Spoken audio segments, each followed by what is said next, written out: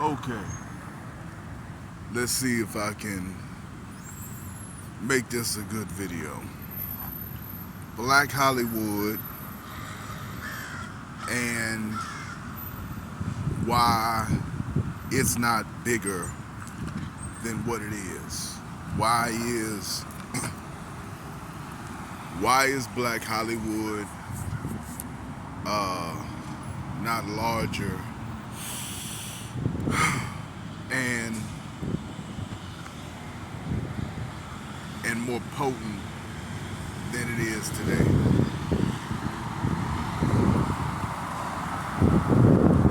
Okay, I've seen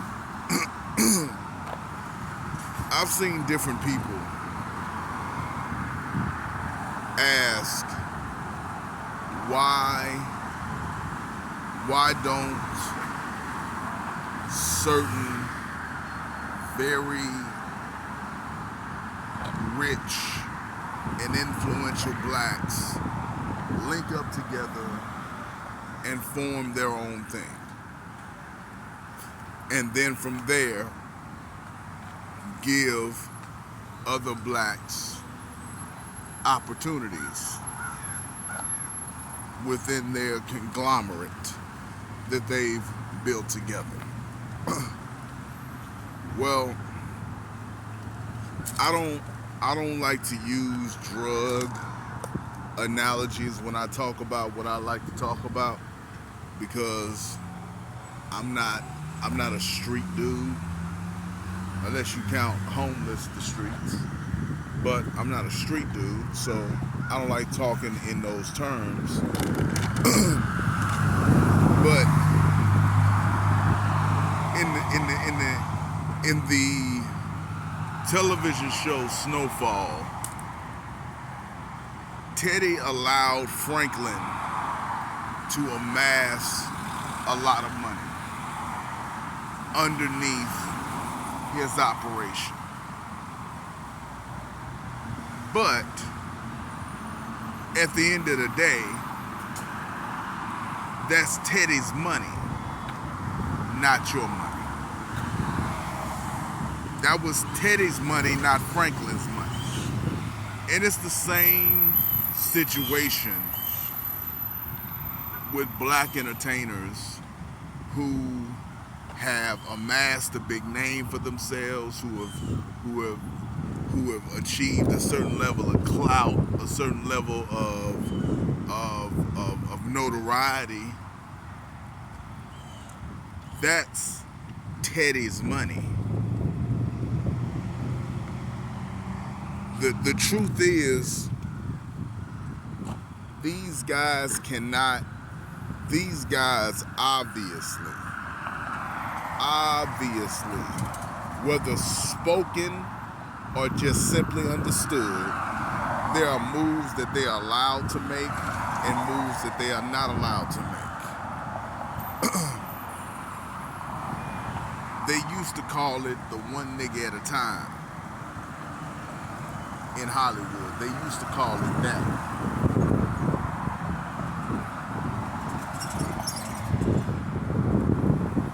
They used to call it the one nigga at a time rule.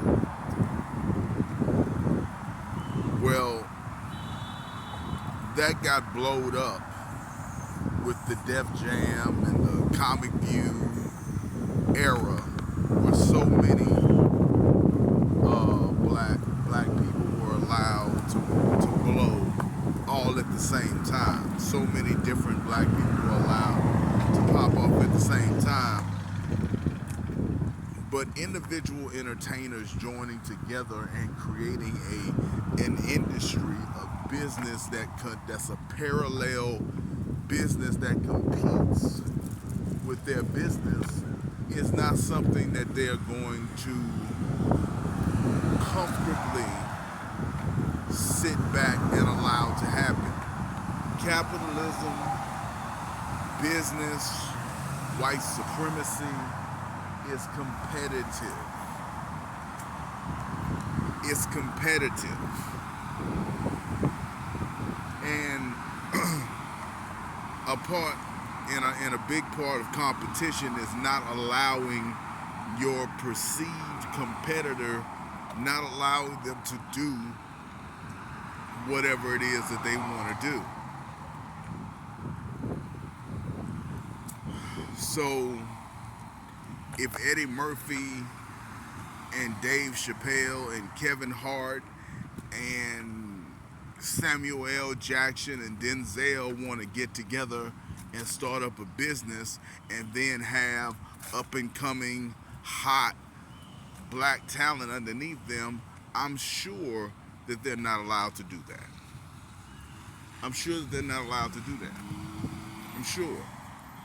Now, has some mafioso stepped in and told them, hey, you're not allowed to do that? Maybe, maybe not. But it's clear from almost 80 years of the entertainment business that there's this rule that you're not allowed to collude, that you're not allowed to pool your resources together and compete with the machine. And if you try to, you will be destroyed. Russell Simmons only got so big before he had to step away. Russell only got so big before he had to step away. Suge Knight was a problematic figure, but he only got so big before he had to step away. Dame Dash only got so big. Jay-Z is about as big as he's ever going to get. And all of these people,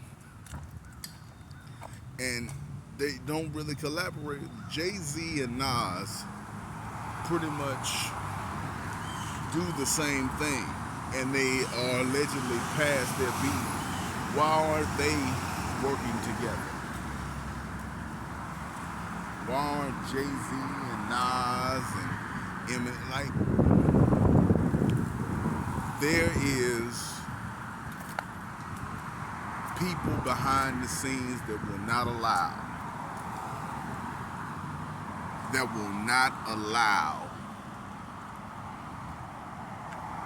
entertaining the black entertainers to gather together and make a super situation. They're not allowed. That's just the answer. That's just the reason.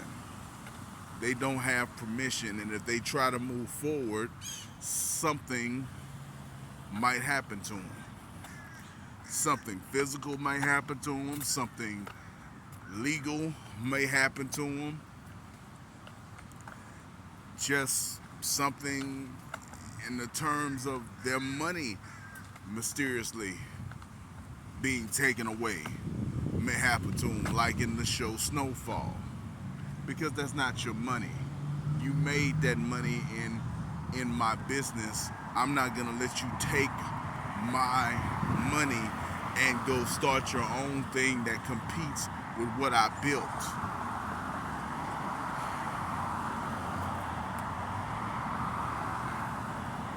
So somebody was talking about, I believe Josh Johnson was talking about how physical media is gonna be the future one day, and I really believe that as well. I really believe that physical media is going to find a way to make a comeback in a just world. In a just world where people are gonna be able to go to direct to consumer with a product that they own, and they're gonna have a relationship, a fan customer relationship that builds something that's different and better than the system that we have now. It's like streaming was always coming. It's like Napster and LimeWire and Morpheus and all those sites, they really did hurt the record industry. They really did hurt. They really did cause damage. They caused so much damage that they created laws to take these sites out of play. They created laws to take these sites off the internet. But what happened is that the industry got together and decided, okay, no more CD players in cars. No more DVD players in laptops. No more Blu-ray players built being sold in the big box stores. They made it difficult for you to consume physical media. They made it difficult for you to consume stuff that you own. They made it difficult, and they made your taste change so that they could better control the people who create and who bring in the box office. Like, there's this thing going around with the death of the movie star. Like, there's no more movie stars. It's just IP. It's people care about the IP. People care about the movie. They don't care about the star of the movie. And that's all by design by the industry, that the industry wants to have the power to sell you Spider-Man or sell you Batman. They don't want to sell you Tom Cruise or Denzel Washington, because that person will have power. That person will have drawing power. That person will have negotiating power.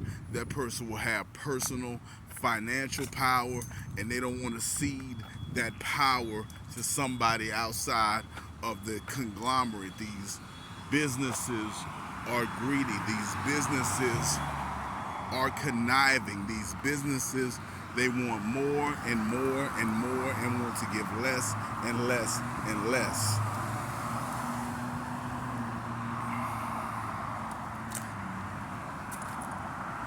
So, anyway, that's just the beginning of my thoughts on the subject. That this whole thing is a work in progress. That everything is streaming now. That there's so few physical property. That there's this constant fight to get you to want to own nothing, and everything is a subscription, and the subscription constantly go up and up and up, and they give you less and less and less.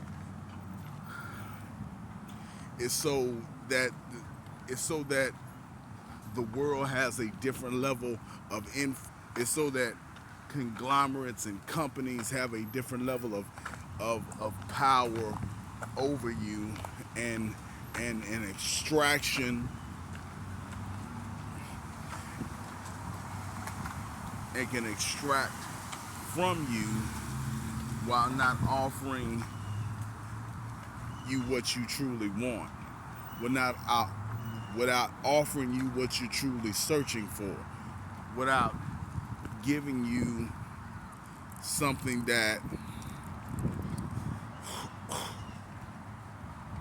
you could be excited about. I don't know. It's just a part. It's a part of the system. It's a part of the machine. The machine wants to eat. I don't know. That's all I got for this one. I'll see you in the next one. Peace.